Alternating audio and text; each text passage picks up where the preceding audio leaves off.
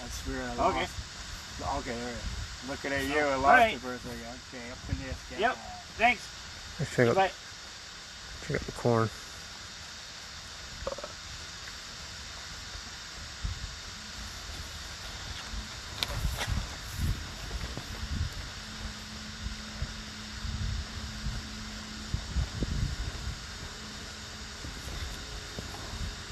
Yeah, like to me, this is my opinion. When they take the corn off, when they pick the corn, let it get where it's wet or moist, Right. then go in where you can go and disc it. Yep. You know what I mean? And as soon as that fall, then the next spring, when it's dry, when you're ready. Be good if we get a normal year where it's dry. Right, but you know. Like that one, you remember it was so dry, you get a lot early. Yeah.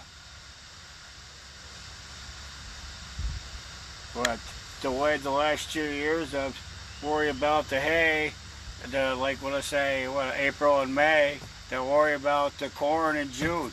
Then your second cut is like